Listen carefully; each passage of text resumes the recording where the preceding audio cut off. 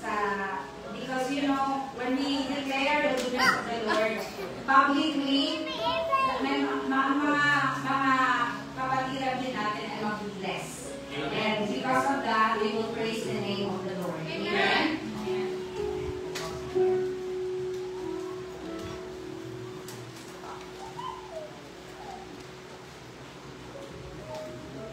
May I request everyone to please stand. Let us pray. Father in heaven, we thank you, Lord, for today, oh God. We thank you, Lord, for bringing us together in this place, Lord. And for today, we bless your name, O Lord, because you are our God. You are the one who is sovereign, O God. Yes. Sa mga buhay namin, Panginoon. And Lord, today we just want to worship you, O God. And Lord, as we come to you today, Lord God, we pray, Lord, that our hearts, O Lord, are clean, O Lord. Forgive us, Lord, for all the things, Lord, na nagawa namin, O God, may in our thoughts, O God, our words, Lord, and our actions, O God. Amen, Lord Jesus, that each of us, Lord God, will be filled, Lord, with your Holy Spirit, O God. Yes, as we worship you today, Panginoon. Lord, may it be, Lord God, and everything that we do today, Lord, will only glorify you. Amen. Because you only deserve, Lord, all the glory and the honor. In Jesus' name we pray. Amen. Amen. And today, let us lift up our voices to the Lord. Amen. Let us every thanksgiving, every adoration ay i-honor natin ngayon. Every worship na i-honor natin ngayon. Every praise na i-honor natin ngayon sa Panginoon. The Lord deserves. The Lord deserves everything na i-honor natin sa Kanya. Let us honor the Lord for everything na ginagawa niya sa buhay natin. Because He is our God. Amen? Let us read this verse in Psalm 150, verse 6. That everything that has breath, praise the Lord.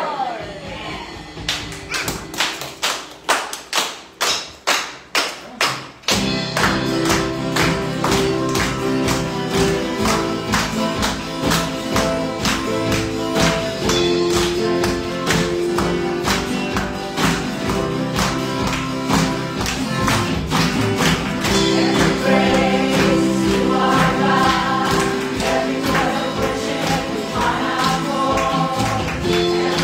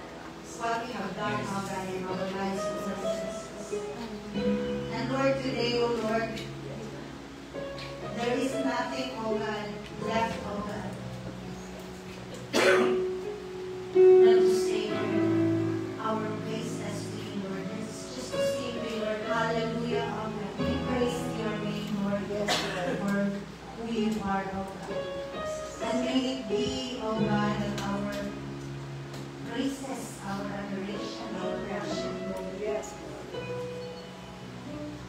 will honor your holy Lord Jesus.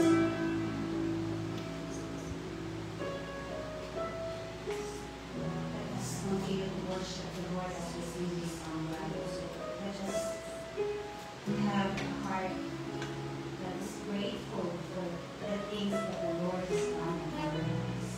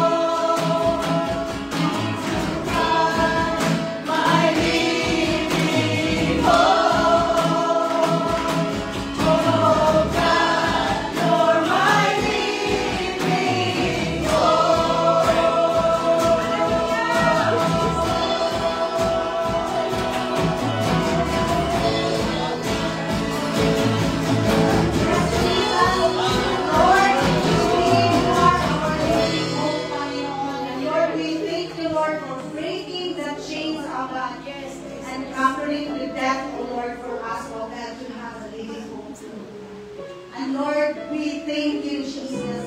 And it's the only thing, Lord, that we can say, oh God. Hallelujah, Lord. Hallelujah, hallelujah. We praise your name. Hallelujah, Jesus. We praise your name, Lord. Thank you, Jesus. We thank you, Lord. Thank you, Jesus. Amen.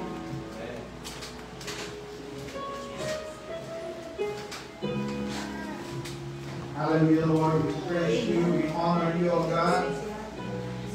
Lord, karapat-dapat ang purihin sa ngayon, sa lahat ng panahon, sa lahat ng pagkakataon, O Diyos. Ianap namin ang pangalan ni Jesus sa aming kalalihan. Ianap namin, Panginoon, ang iyong pangalan, O Diyos, na karapat-dapat ang bahin, karapat-dapat purihin, O Diyos. Lord, sa oras na ito, Panginoon, ang gawin niyo ang papuri ng iyong mga.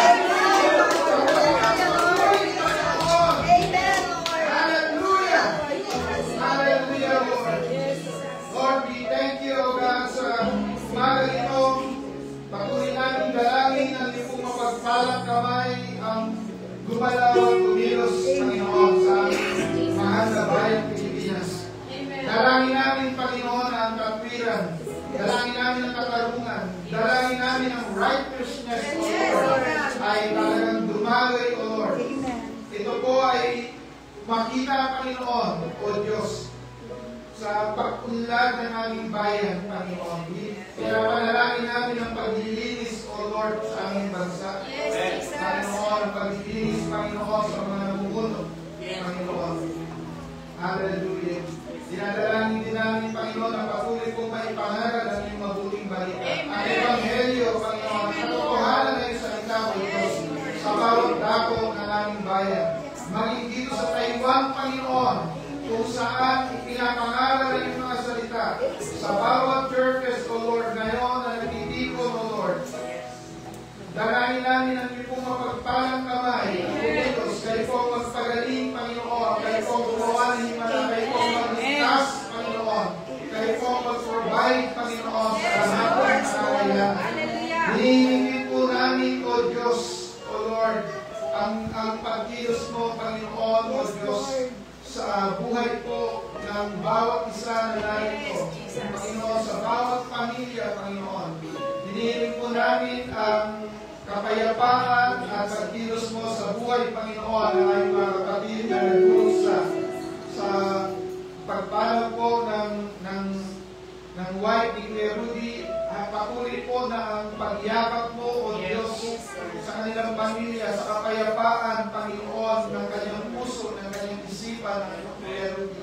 Ganun po kay Gary, O Lord, sa pagpanaw ng kanyang mama, O Lord, dalangin namin, Panginoon, yakapin niyo po siya sa panahon po na ito ng kanilang pagluluksa, Panginoon. Patuloy ka, O Diyos, na magpakilala sa kanila na kayo ang Diyos, Panginoon, na hindi kailanman sila iiwan, O Diyos. Panginoon, sa umagang ito, sa aming pagtitipon, dalangin namin ang iyong salita ay pag-aral sa katotohanan, O Diyos. Buksan niyo po ang aming puso at isipan, ang banal na Espiritu ay kumilos. At Panginoon, ang iyong lingkod ay itago mo sa krus ng Kalbaryo. Natangin sa Jesus lamang ang may angat. Ang banal na Espiritu ang kikilos, Panginoon, at kayo, Ama, ay mag-glorify. Maraming po salamat po, Diyos. Dalahin ko po, Lord, na kami, Panginoon, na narito, Panginoon, maging ang mga sumusubaybay, dalangin namin, Panginoon, na hindi matatapos ang gawain niya ito, na hindi, Panginoon, sila nakaugnay, O Lord. Idulot niyo, Panginoon, kayo po ang mangusap sa bawat isa sa amin. At sa anumang pangangailangan, O Diyos, kayo po ang tumugon. Sa mga pananalangin, Panginoon. Yes, Lord. Ito po ang dalangin namin sa pangalan ni Jesus. Amen. Amen.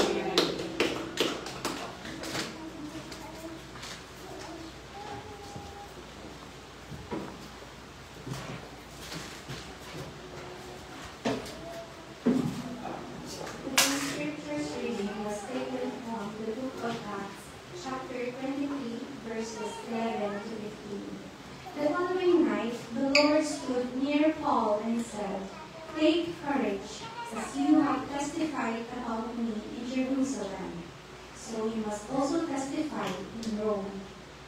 next morning, the Jews formed a conspiracy and bound themselves with an oath not to eat or drink until they had killed Paul.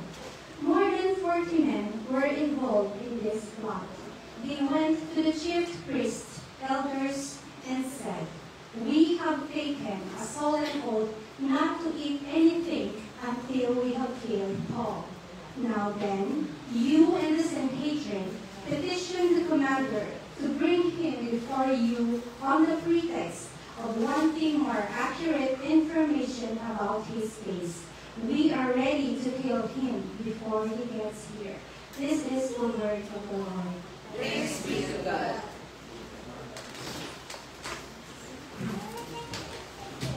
Makaupo tayo. Praise God. Uli ng Panginoon. Good morning po sa ating lahat. Good morning. Welcome po sa Taipei International Church Filipino Ministry. Pwede niyong batiin ang katabi ninyo na good morning. Good morning. We're glad that you are here. We're glad that you are here. No? Good morning. Salamat sa Diyos at medyo nag-iiba na ang ating panahon. Yes. At maaaring ang iba ay naglabas na ng kanilang mga jacket. No? Yung mga walang jacket, bigyan ng jacket yan. So sa mga bagong sa Kawian, meron mga jacket dito sa loob, no? Pwede natin yung mga bagong factory workers, no? Okay, so praise God. So tayo po ay nagpapatuloy sa ating series sa Acts, sa Book of Acts. Nandun na tayo sa Acts of chapter 23. Ito po yung panahon nahuli na si Apostle Paul. Siya po ay naharap na sa sunod-sunod na trials, no? Okay.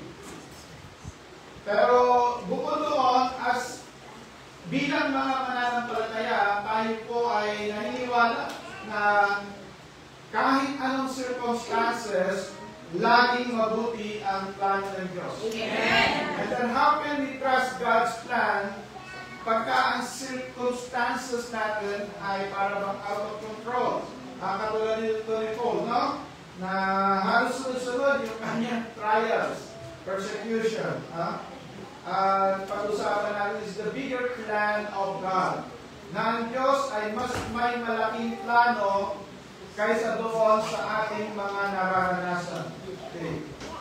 Now, bilang mga mananampalataya, let us be aware at include natin ang mga kapatiran natin na nakakaranas ng persecution all over the world kahit na sa panahon na ito. Ito po yung statistics about persecuted Christians. Merong totally persecuted na 380 million Christian as of now. 380 million, no? Ito po ay nakakaranas ng high level of persecution or discrimination. Kailan lang, itong few weeks ago, may mga Christian pastor na hinuli sa mainland, no? Pero bukod dito, ang pinakamalaki ay yung nangyayari sa Nigeria, wherein 70% ng pinapatay, no? Literally na pinapatay ng mga Christian ay doon nanggagaling. Sabi doon sa list ng Open Doors, 4,476 Christians were killed for faith-related reason itong taon na ito. No? Ito ay recorded. Wala pa doon yung mga hindi recorded. No? So, mas malamang, mas malaki yan. Pero para tayo mas maging database, ito po yung nasa data. Okay. And then there were churches and properties na inatake. Yan po ay other church building, orphanage, or bahay ng mga Kristiyano, especially ng mga leaders or pastors, no? As ayon sa data nila ay 7,679 properties ang inatake. Ilan doon ay sinulog, ilan doon ay demolish. And then, ayon sa record, meron 4,744 Christian na nakadetain as of now because of their faith. No? Wala pa doon yung nakita natin sa Amerika na binaril habang siya ay nangangaral. And then there are hostile nations. Now, number 1 is North Korea, Somalia, Yemen, Libya, Sudan, and then itong panahon natin ngayon ang tumataas yung Nigeria. And then narin yung Pakistan, narin yung Iran, narin yung Afghanistan, and even India. Sa India, mayroong record na kung saan yung isang missionaries ay mag-couple sila, kinuha, inilagay sa plaza, siniliban. No? At nangyayari ito hanggang ngayon. And yan po ay part na ng pananampalatayang Kristiyano. Kaya patuloy tayo nananalangin ang bayan na ito ay maging malaya. Ang bansa natin, dinadalangin natin na imbes na revolution, magkaroon ng revival. No? Imbes na magkaroon ng kaguluhan, magkaroon ng awakening ang ating mga kababayan, especially during this time. No? Nakakabahala po yun sa Book of Judges. Makikita natin na pagka may problema yung pamunuan, may problema sa morality, ay bumabagsak ang isang bayan. Okay. So sa Acts 23, ito po yung summary niya. So napakahaba itong chapter na ito. Tingnan mo natin yung patungkol sa God's plan. Tingnan mo natin yan. So, dinepende ni Paul yung sarili niya sa harap ng Sanhedrin. Yung Sanhedrin po, ito po yung Supreme Council ng mga Hudyo. Diyan po ang binubuo po yan ng mga leaders na Pharisees, Sadducees, and priests. No? Sila po ang bumubuo yan. Ngayon, kung kabuuan ng council, that doesn't mean na pare-parehas yung kanilang paniniwala. No? And somehow it will play sa ating pag-aaral. Okay. Then si Paul, nung siya po ay nagsalita siya patungkol sa kanyang pagkahuli, at alam niya na doon sa grupo, doon sa council, ay merong tinatawag na Pharisees and Sadducees. Ang kaibahan ng Pariseo at Sadduceo, yung mga Pariseo, naniniwala sa afterlife. Yung mga Sadduceo, sad sila dahil hindi sila naniniwala ng afterlife. Hindi sila naniniwala na may anghel, no? Mayroong supernatural. Yung mga Pharisees ay naniniwala doon. So nung sinabi ni Paul, ni-mention ni Paul yung resurrection, naghati na yung council. Bakit? Merong pro-resurrection, merong against resurrection. So sila ngayon ang nagkalo-talo. No? And then, merong plot o assassination plot against Paul at he survived it dahil yung nephew niya. Kaya minsan maganda rin yung nakakapakinig ka sa hindi lamang sa sa ka-close sa'yo no? Nakapakinig yung kanyang pamangkin na bulong-bulungan na ipapapatay si Pablo at 40 lalaki ang nagsabi na hindi sila kakain na hindi na napapatay si Paul. Baka na mas nauna sila namatay dahil hindi namatay si Paul. Dahil sila kanilang hindi pagkain. So, yung nephew niya pumunta doon sa Roman commander yung Roman commander dahil alam niya na sila Paul ay Roman citizen, sumulat ngayon sa governor kay Felix ng Caesarea para yung governor na ang mamahala. No? Dito po makikita natin kung paano nagpe-play kahit sa gitna ng mga kaguluhan, sovereign pa rin ang Diyos. No? So tingnan natin, si Paul before the Sanhedrin, so ito po yung Supreme Council. Sabi niya roon, Acts 23 verse 6, I stand on trial because of the hope of the resurrection of the dead. So, dineclare niya na clear yung kanyang conscience. Yun doon sa verse 1 and 2, ni-rebuke niya yung high priest, pinasampal siya, tapos sinabi niya, pasensya na, hindi ko alam na siya pala yung high priest, pinagbabawal ng kasulatan na magsalita ka ng masama sa mga namumuno sa iyo. No? At ako meron tayong pwedeng matutunan doon sa sinabi ni Paul, no? Na huwag kang magsalita ng masama sa namumuno sa iyo. So, dahil doon, nagkaroon ng dispute, no? Tapos yung Roman commander, nag-step siya to protect him. At ito, makikita natin yung pangako ng Lord, na tayo po, pagka tayo hinuli, pagka tayo po ay inakusahan dahil sa ating pananampalataya, hindi mo natin kailangan pagtanggol ng ating sarili. No? Bakit matutunan din tayo ito, no? Bilang pananampalataya. Hindi natin kailangan, why? Because God is the one who will work yung way out sa atin. Amen. Sabi roon sa Matthew 10:19-20, do not worry, I will give you, it will be given to you what to say. Ngayon, ano yung ibinigay ng Lord kay Paul? Yung one word lang, yung word na resurrection. So, kaharap niya yung Sanhedrin, kaharap niya yung mga Supremo, no? Yung kataas-taas ang mga namumuno, nagkakaisa laban sila kay Paul. Alam niyo kung bakit sila nag-break? One word na ibinigay sa kanya ng Holy Spirit. The word is resurrection. At dahil doon, yung nagkakaisa ay nagkawatak-watak, no? And at this point, promise sa atin, God will give us what to say, or will lead us. No? So, tingnan pa ho natin sa pagpapatuloy. Sa verse 11, so nariyan na yung naghati-hati na. Sabi sa verse 11, nag-appear ang Panginoon kay Paul. The following night, the Lord stood near Paul and said, take courage, as you have testified about me in Jerusalem, so you must also testify in Rome. No?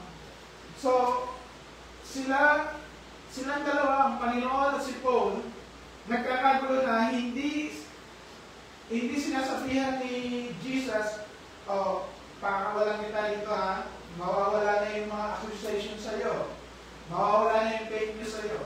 Hindi. Sabi lang niya, take courage. Diba? Take courage. Minsan gano'n diba? Hindi natin kailangan mag-i-justify yung sarili natin sa karamihan, kundi hayaan natin na kumilos ang Panginoon. Okay. At dito, ni-reassure ng Panginoon si Paul na siya ay on track, nasa mission siya. No? Definitely, ang mission niya na ay yung Rome. Ano ba yung Rome ng panahon na yon? Yung Rome po, yung pinaka-central na power ng panahon na yun, pinakamalakas na bansa ng kanilang kapanahonan. Ito po yung pinakamalaking influensya, as if, siguro ngayon,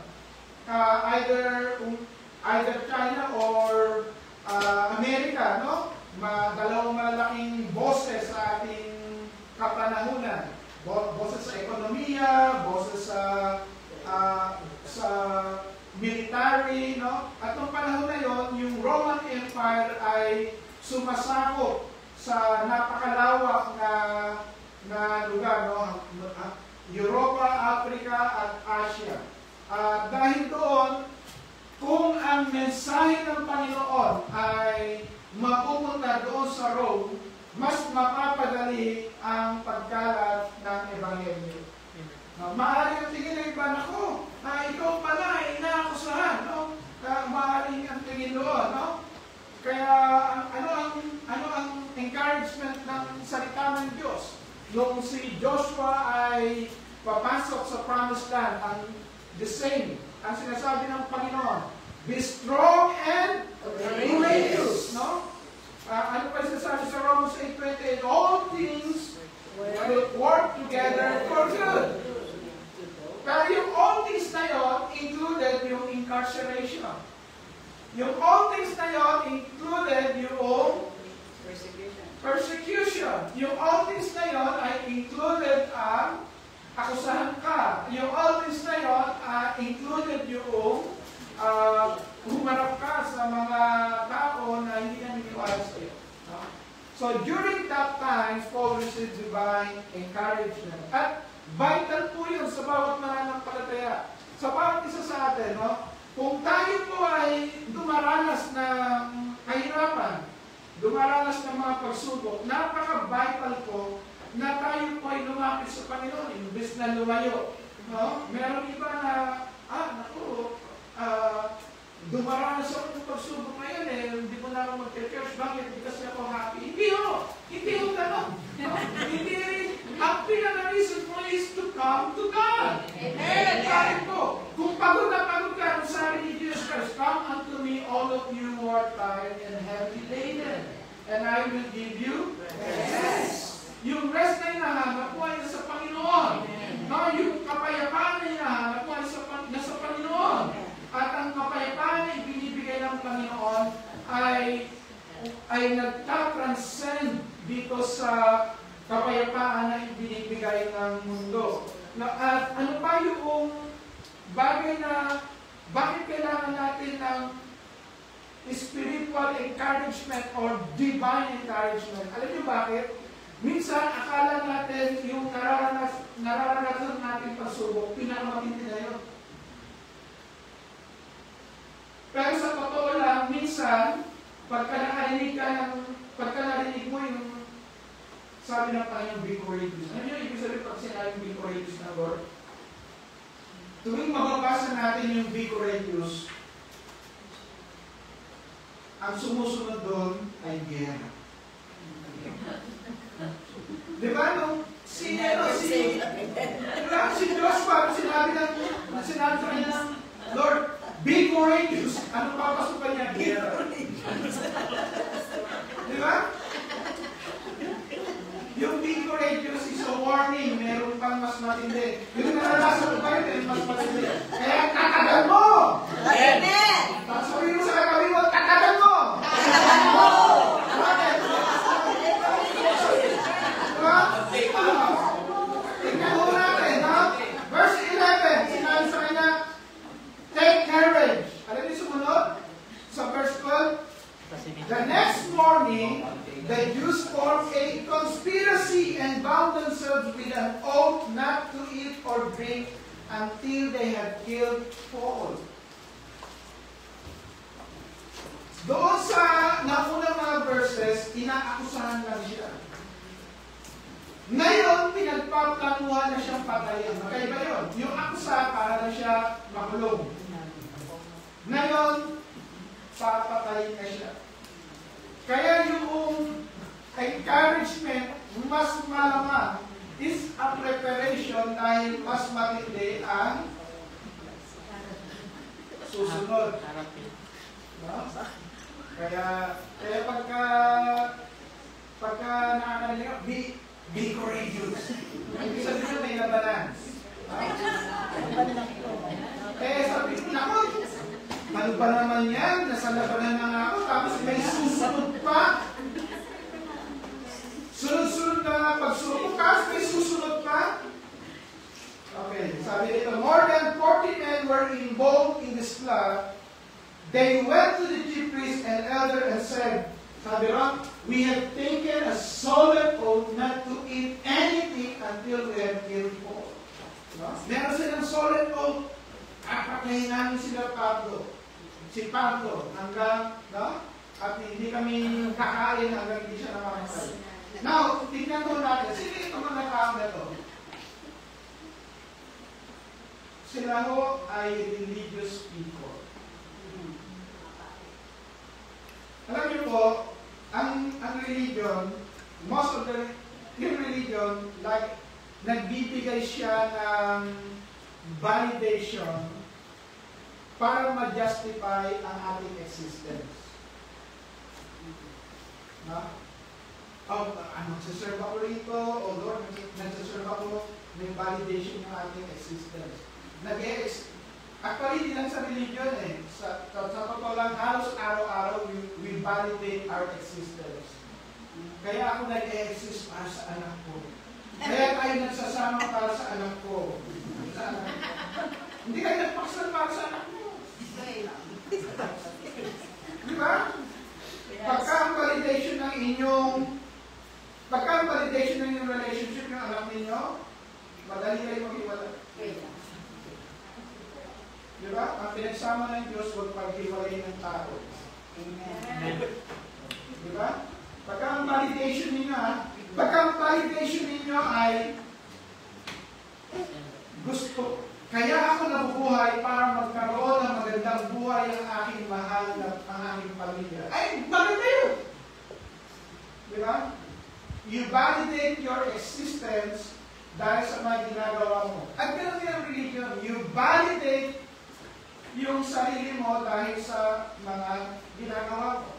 Dina-justify mo bakit ka nag-exist. Kaya threat si Paul.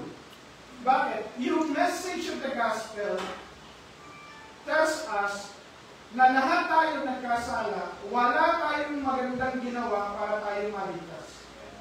And the religion validates na kailangan kabilang ka sa amin, kailangan may ginawa ka ganito, kailangan dinugdug mo yung sarili mo sa tubig, kailangan ganito, kailangan nag-fasting ka ng 10 araw, kailangan ay lumod ka ng ganito, kailangan ay ginawa mo yung ganito.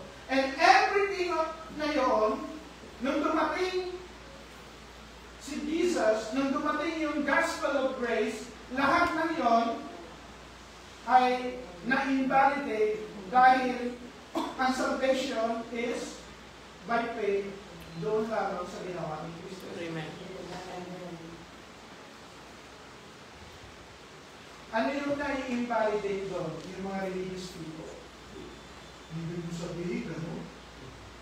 Ibig mo sabihin, pagkain na yung aming, yung aming templo, meron kami yung bilihan ng may tindahan kami ng hayo, di ba? Mayroong money exchange, di ba? May money exchange sa amin, templo, di ba? Sinira ng Jesus. Habang mayroong tinatawag na physical na pag-o-offer, nababalidate yung existence ng religion. And nung dumating si Jesus Christ, it's all about relationship. Kita niyo, dahil gusto siya patay. Pagka namatay siya, mababalidate na yung existence. Pwede pa kami. Bakit po? Kasi nagtatribe tayo, gustong-gusto natin purihin ang sarili natin sa nagagawa natin. Hindi faith mo. Pagtingin mo sa sarili, faith mo.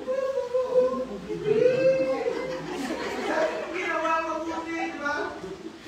Pero nung dumating si Jesus, siya na yung naging pamantayan ng kabanalan. Pag titignan mo yung sarili mo, wala eh. Talagang hindi mo maipapantay. Di ba? And they want to kill Paul. Now then, you and the Sanhedrin petition the commander to bring him before you on the pretext of wanting more accurate information about his case. We are ready to kill him before he gets here. Now, so, kinausap pa nila yung mga religious leader. No, religious leader to. Religious leader to. Alam niyo, nakakalumod yan, pumayag sila doon sa assassination plot.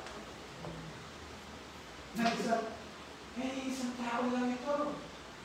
Mga ngaran na ipinapangaral ay you will be, your righteousness ay through Jesus. The righteous shall live by faith.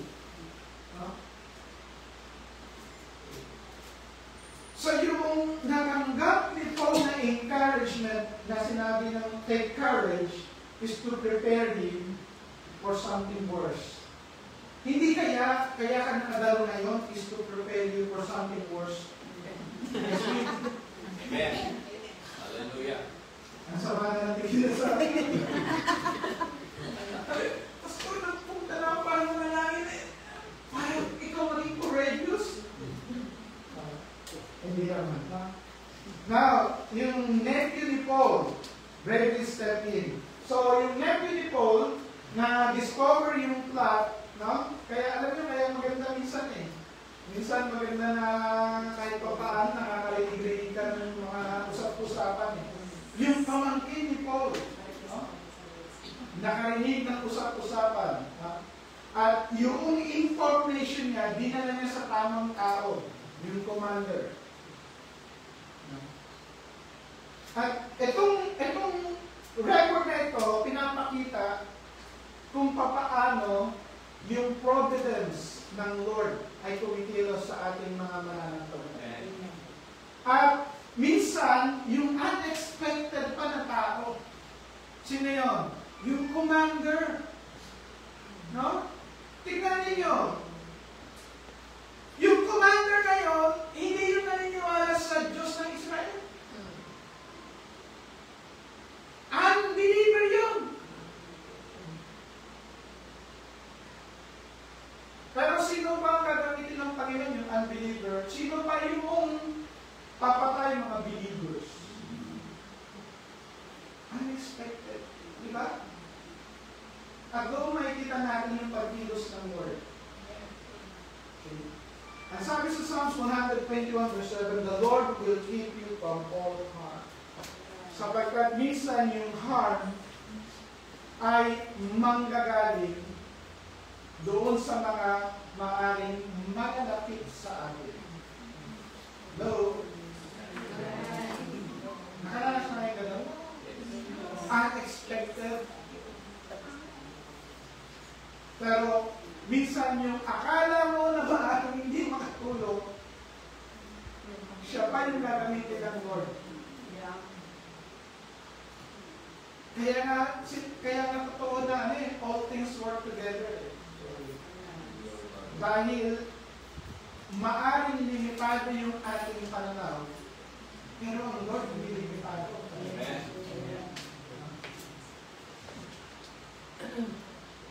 At sabi doon sa Romans 8:31, if God is for us, who can be against us? Okay. Now, ano nangyari doon? Because of this yung na-experience ni Paul, yung tinatawag na providential protection. Paano ang Lord ay nag-provide? Paano ang Lord ay kumilos in unexpected ways? Sabi sa verse 23, then he called 2 of his centurions and ordered them, get ready a detachment of 200 soldiers, 70 horsemen, and 200 spearmen to go to Caesarea at 9 tonight. Gabing-gabi. No? Eh, noong panahon na yun, wala pang Meralco. Wala pang kuryente. Di ba? Pero, talaga nagpapadali at hindi lamang isang tropa. No? Isang company. No? Nag-deploy yung commander ng 470 soldiers to guard Paul. Kaya naman, it's a providential protection. Amen. Kaya ho mga kapatid, kung tayo po ay sa Panginoon, yung ating tinatawag na security, hindi yung sa mga nakapalibot natin sa atin. Amen. Bakit? Kasi merong kamay ang Panginoon na kumikilos. Yes. Na kahit na even yung unbeliever na commander ay magagamit ng Diyos para iligtas ang isang mga ngaral katulad ni Paul. Amen. Ano lang yung nalaman niya? Si Paul ay isang citizen. At sabi doon sa Psalms 121 verse 7 and 8 again, the Lord will keep us from harm. The Lord will keep us from harm. Ayaw ng Lord na mapasama tayo. Kahit na dumaraan tayo sa masamang sitwasyon. Pero talaga, ironic lagi ang pananampalataya eh. Ayaw ng Diyos na mapasama tayo, pero inaalam niya na dumaan tayo sa masamang sitwasyon. Pwede ba yun? Pwede ba yun? Nangyayari yun. No? Nangyayari yun. Ayaw niya mapasama tayo, pero inaalam niya na dumaan tayo sa masamang sitwasyon. Kaya natin yung binabanggit, Psalms 23. Diba? The Lord is my shepherd. I shall not want. Ano sabi mo? Though I walk through the valley of the shadow. We will walk through the valley of the shadow of death. We will walk through. We will walk through. God will allow us to go through. At yun po yung kagandahan nun. We will walk through. Hindi tayo tatapay doon. Iingatan niya tayo. No, we will walk. Maramdaman natin yung kadiliman. Maramdaman natin yung kalungkutan. Pero, huwag kang tumapay doon. Lumakad ka lang. Huwag ka. Amen. Maglambay tayo. At ano yung sulat nitong commander? No? Tingnan mo natin. To His Excellency, Governor Felix, greetings. This man was seized by the Jews and they were about to kill him. But I came with my troops and rescued him, for I had learned that he is a Roman citizen. I wanted to know why they were accusing him, so I brought him to their Sanhedrin. I found that the accusation had to do with question about their law, but there was no charge against him that deserved death or imprisonment. When I was informed of a plot to be carried out against the man, I sent him to you at once. I also ordered his accuser to present to you their case against me. Yung matalino itong commander na ito. Una, tinanggal niya yung burden mula sa kanya. Diba? Pinasa niya doon sa governor. Pangalawa, nag-play safe siya. Hindi ko pinakawalan si Paul. Diba? So, play safe siya doon sa mga Sanhedrin. Kay Paul naman, doon na sa mga Christian, dinala ko siya sa proper authority. So, play safe siya. Pangatlo na play safe siya, ito ay Roman citizen. Pag ito ay nasaktan sa aking nasasakupan, magpupol ito sa amin. Ikaw na bahala sa problema niya. Ginagawa niya. At dahil sa ginawa niya, pwede pa siya ma-promote. Magaling ito. Magaling itong commander. Now, ano yung nangyari? Yung post-move, alam niyo po yung post-move to Rome protected him. No? And it fulfilled God's plan and the promise of Jesus. Yung move na yun, no? Sabi ron sa Paul was sent to Caesarea at yung pa isang strategic relocation. Bakit ito? Kasi wala doon yung pwersa, malayo na yun sa Jerusalem. Sa Jerusalem, naroon yung pwersa ng Sanhedrin. No? Pagdating mo sa Caesarea, wala sila nung kapangyarihan. Wala silang pwersa.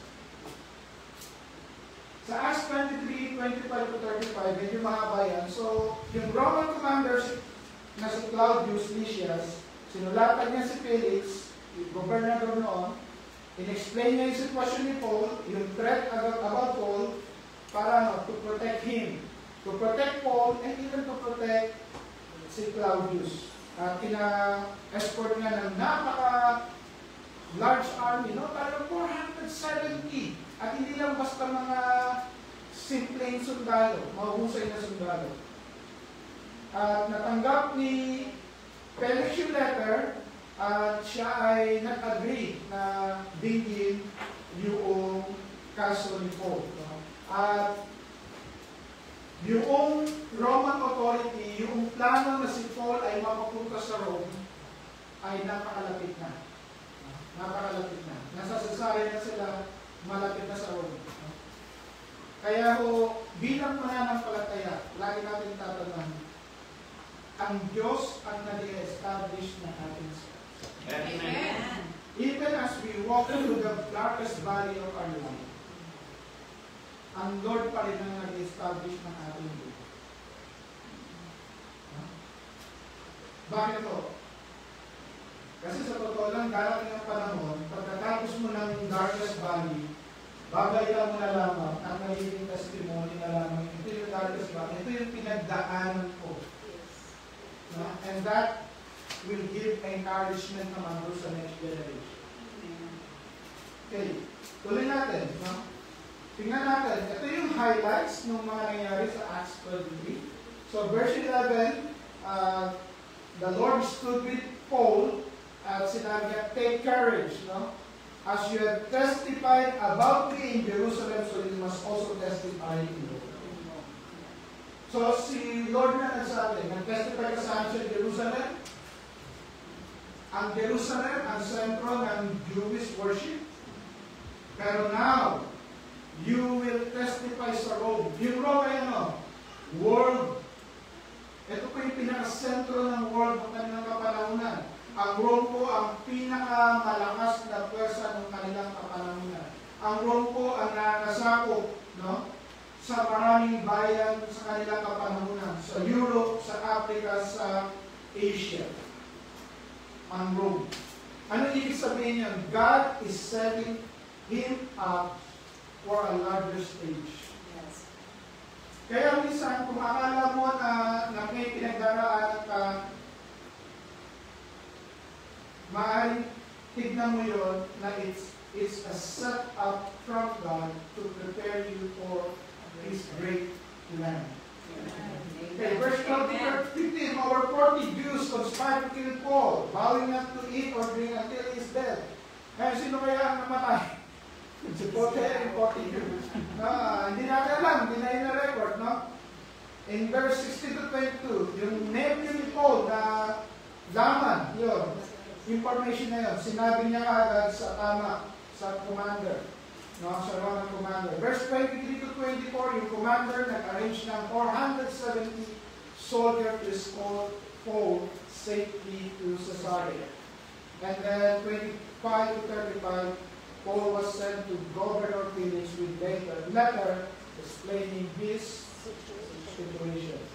Now, mga kapatid, no, yung main lesson natin dito, what seemed like hostility was a way to move Paul closer to Rome. And Rome ay yung kanyang mission.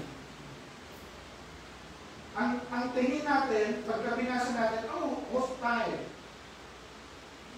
Sa Panginoon, nilalapit ni God si Paul sa kanyang mission. Kaya makikita natin yung pagiging consistent ng Word of God. Nangyari yun kay Abraham, nangyari yun kay Moses, nangyari yun kay Daniel, nangyari yun kay Joseph. They experience hostilities, pero yung hostilities na yun ay kaparangalan ng Diyos para yung magandang plano ng Diyos ay mangyari sa kanila. Amen. Amen. And as a Christian, kaya kailangan natin ng courage. Why? Kasi darating tayo sa mga tinatawag na pagsubok. Take courage. Take courage. Tingnan natin, ano ba yung mission niya? Sabi sa Acts 9:15, no? He is my chosen instrument to carry my name before the Gentiles. Then the Lord said to me, go, I will send you far away to the Gentiles. Doon sa Acts 9:15, si Ananias ang kinakausap ng Lord, oh, pumunta ka kay Paul. Eh si Paul noon ay kilala na Saul na bumato rin ng mga Kristiyano kasi itong si Ananias, papupuntahin ng Panginoon kay Saul. Kaya sinabi ng Panginoon mismo kay Ananias, he is my chosen instrument. Pinili ko siya. Gagamitin ko siya. No? Kaya minsan, yung mga nagpe-persecute sa inyo o dahilan ng sakit ng ulo ninyo, pagpayin na. Amen. Kasi pag ginamit ka ng Panginoon, sasakit yung ulo nila. Hallelujah. Tingnan niyo si Paul. Si Paul, di ba? Sakit ng ulo siya ng mga Kristiyano. Nang kinaugnay siya ng Panginoon. Sumakit ang ulo. Ginamit siya ng Panginoon. Kaya mga kapatid ko, huwag mo kayong mag-iikot sa pananalangin. Huwag mo kayong mag-iikot sa mga pananalangin, sa mga tao na akala ninyo hostile sa inyo. Kasi nga, yung plano ng Diyos ay higit sa ating plano.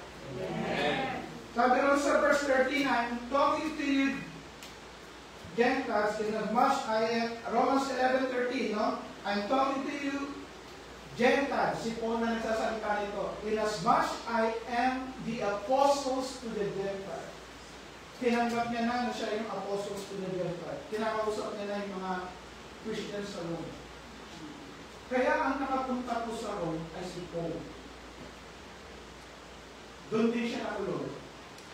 At dahil sa kanyang pagkakakulong, nung nasa Pilipan, doon sa Pilipan, yung makikita natin, dahil sa pagkakakulong ni Paul,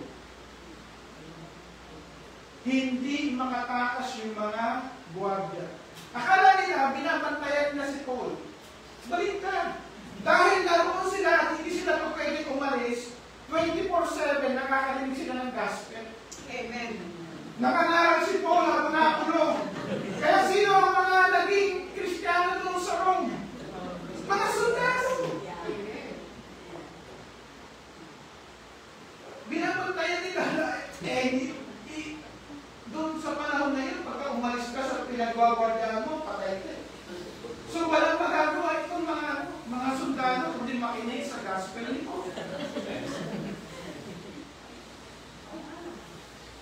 Kaya pagka binasa niyo yung Book of Romans, makikita niyo mayroong mga tao na nasa high position na ginagamit ng Panginoon dahil na itinulog sila kasama ni Paul. Tingin natin, nakakayungkot naman si Paul nakulong, hindi. Yung dahil doon yung mga sundalo. Amen. Sila nakakilala sa Panginoon. What seemed like hostility was a way to move Paul closer to him. Tingnan natin yung mga reflection and application. Number one is God is sovereign. Even in chaos, His plans prevails. Amen. Even in times of chaos, hindi mo maintindihan, hindi mo maunawaan, yung plano pa rin ng Diyos ang interpret. Pangalawa, we need to have courage in time of conflict. No? Paul models boldness and trust. Third, God uses people, even yung mga tao na hindi mo inaasahan sila pa ang gagamitin ng Lord. Yung commander, yung nephew. Wala doon mga disciple na nagsabi, yung nephew at yung commander. Pangapat, the gospel advances. Better, kaya kanina pinakita ko sa inyo yung mga hostile countries na kung saan may pinapatay ng mga mananampalataya. The good news is, the gospel advances. Kahit sa Ukraine ngayon, continuous ang gospel work. Despite opposition. So, ang tanong sa atin, how do we respond when facing danger or uncertainty? How do we respond pagka mayroong hindi natin maunawaan? Magtitiwala ba tayo na, Lord, alam mo ang lahat, hawak mo ang lahat. Amen. At yung plano mo ay mabuti, at yung plano mo mabuti ay mananay. Amen. Sino ang mga tao na inilagay sa atin ng Diyos sa ating buhay? To encourage us, minsan to challenge us, minsan pahabain yung ating pasensya, para matutunan yung panalangin. So, let's look at some of the takeaways. When overwhelmed, remember that God sees and He has a greater plan. Amen. Nakikita tayo ng Diyos at may mas marami siyang plan. Amen.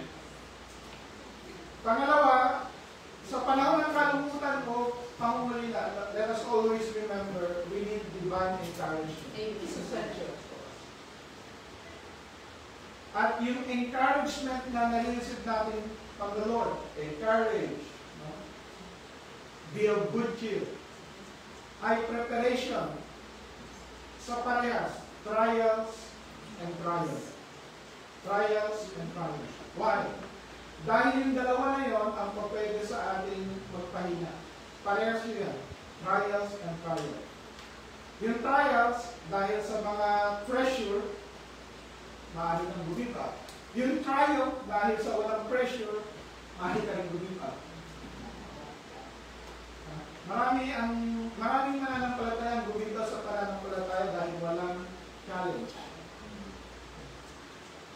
And then when life feels out of control, let us remember that it's setting the stage for His greater purpose.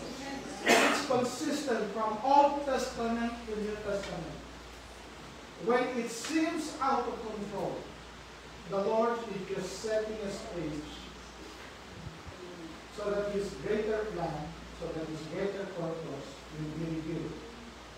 Nawa maging willing vessel tayo in spite of, in the midst of, Amen. ng mga trials na nararanasan at maaaring maranasan ninyo. At kung next week ay meron pa kayong magaganasan, take courage. Amen. Ang pinakamahalaga kasama natin. Amen. Tayo po ay nanalangin. Panginoon at dakilang Diyos,